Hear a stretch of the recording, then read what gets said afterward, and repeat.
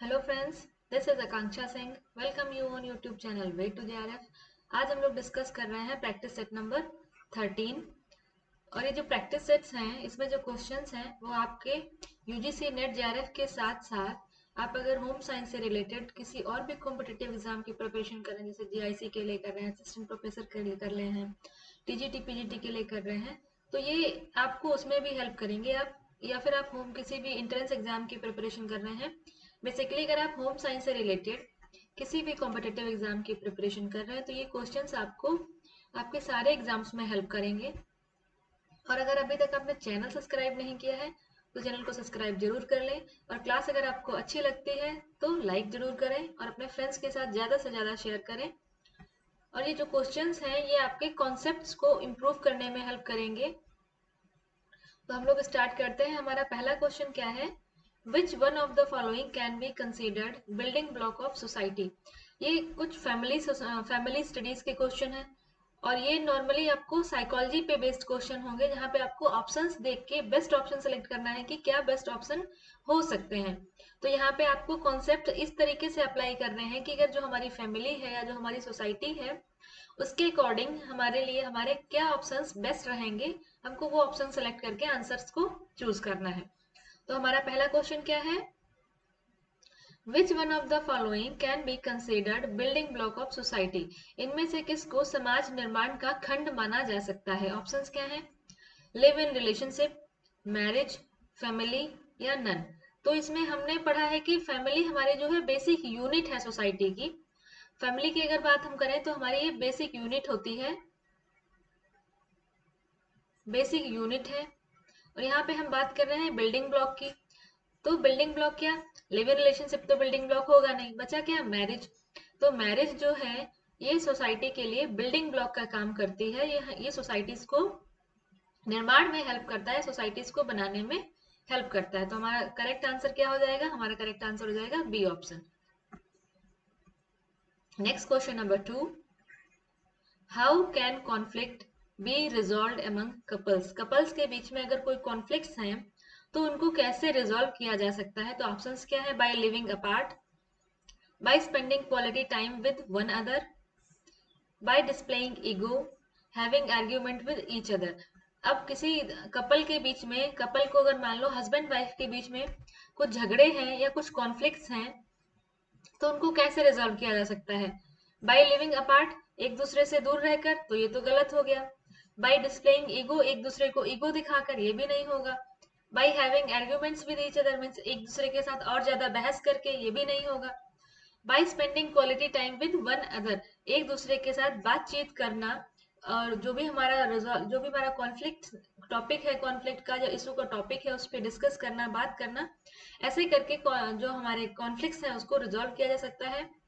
तो spending quality time with one other, हमारा B option जो है, इसमें भी बी ऑप्शन सही हो जाएगा। नेक्स्ट क्वेश्चन है question number 3। Positive parenting helps in which of the following way?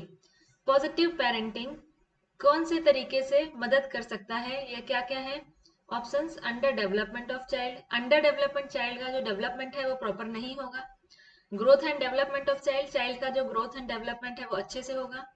Child has behaviour problem, अगर पॉजिटिव पेरेंटिंग है तो चाइल्ड के बिहेवियर में कुछ बिहेवियर प्रॉब्लम होगी, या फेलियर इन क्लास, या क्लास में फेल करेगा।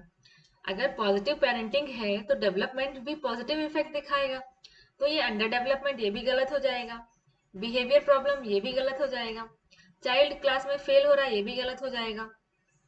पेरेंटिंग पॉजिटिव पेरेंटिंग है तो उसका इफेक्ट भी पॉजिटिव होगा, growth and development of child.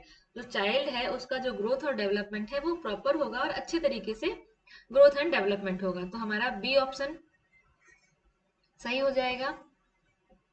Next question है क्वेश्चन नंबर 4। क्या है? What is the maximum age limit of Sukanya Samriddhi Yojana? Sukanya Samriddhi योजना की मैक्सिमम एज लिमिट क्या है? तो सबसे पहले तो सुकन्या समृद्धि योजना आई कब थी, इसको लॉन्च कब किया गया? इसको प्राइम मिनिस्टर के द्वारा 22 जनवरी 2015 या 2015 में लॉन्च किया गया। और सेम डे 22 जनवरी 2015 को एक और योजना लॉन्च की गई, वो थी बेटी बचाओ बेटी पढ़ाओ।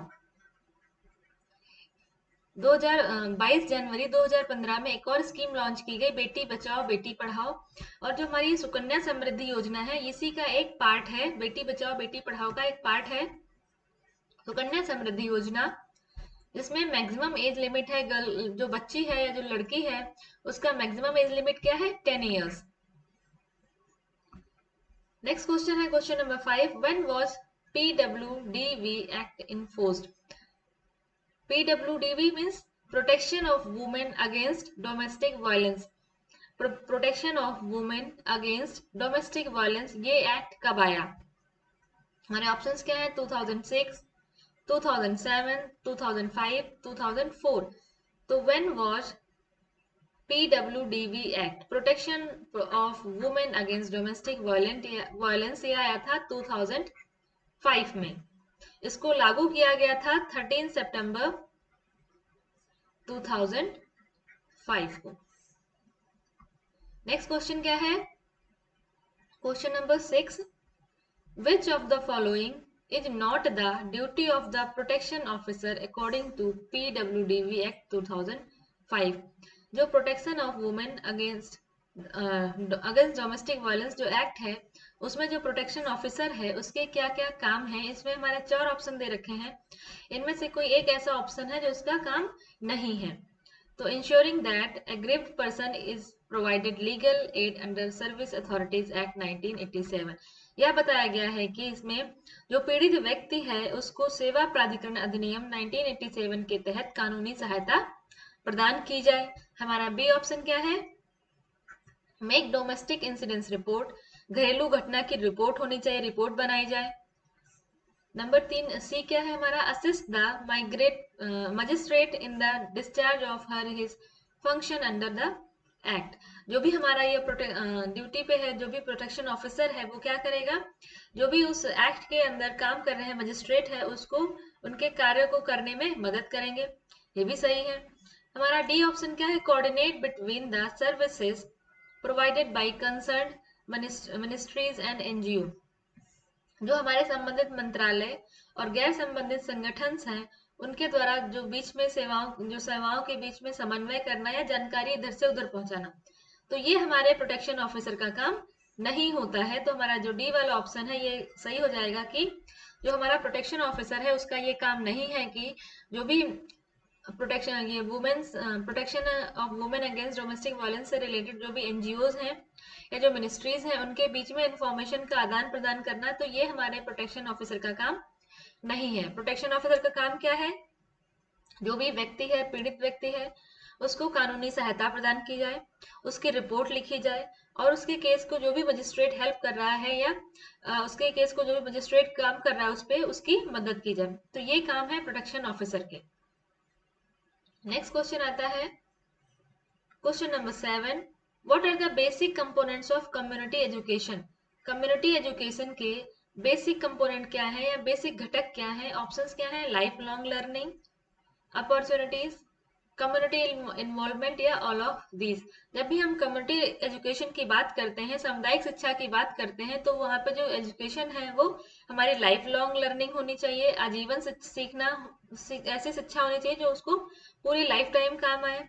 अपॉर्चुनिटीज, वहाँ पे अपॉर्चुनिटीज क्रिएट की होनी चाहिए। कम्युनिटी डेवलपमेंट, सबकी सभी जो सामुदायिक भागीदारी होनी चाहिए। तो ये हमारा ऑल ऑफ दिस जो इसका है ये करेक्ट आंसर हो जाएगा। हमारा डी ऑप्शन जो है ये सही हो जाएगा। नेक्स्ट क्वेश्चन है question number 8, what are the components of positive parenting? Positive parenting के कंपोनेंट्स क्या क्या हैं? ऑप्शंस हम देखते हैं। पहला हमारा ऑप्शन है rules and consequences are laid out, discussed often and followed. Option number B क्या है, parent focus on helping children. C, parents use active listening to children's thought. D, all of these. तो अब हिंदी में देख लेते हैं कि हमारी जो अगर पॉजिटिव पेरेंटिंग है तो पॉजिटिव पेरेंटिंग में क्या है, जो भी पेरेंट्स रूल बना रहे हैं या परिणाम निर्धारित कर रहे हैं तो उनके बारे में वो डिस्कस करके उसके बाद उसको रूल्स को मतलब लागू करेंगे। तो ये हमारा सही है।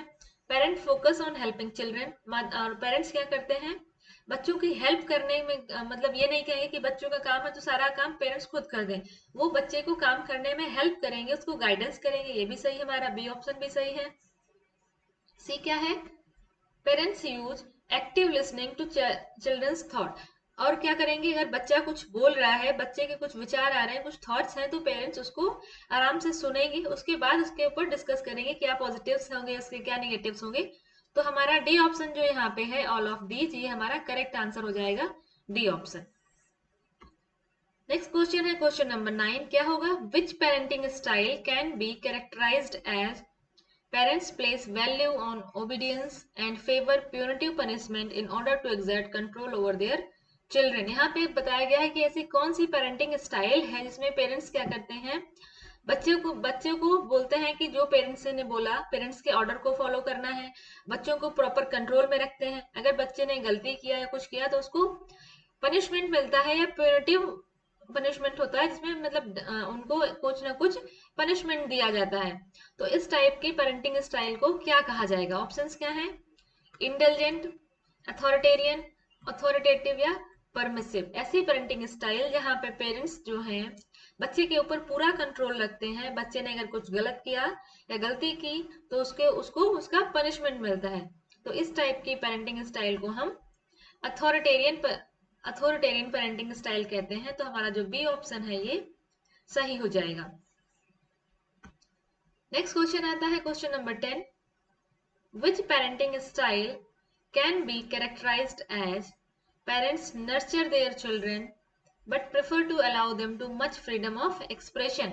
इसमें एक पेरेंटिंग स्टाइल की बात की गई है जिसमें माता पिता क्या करते हैं, बच्चे को प्रॉपर उनका देखभाल करते हैं, और साथ में ही अगर बच्चा कुछ बोल रहा है तो, या बच्चे के कुछ आइडियाज हैं, तो वो प्रॉपर बच्चे को फ्रीडम देते हैं कि बच्चा अपनी बात कह सके।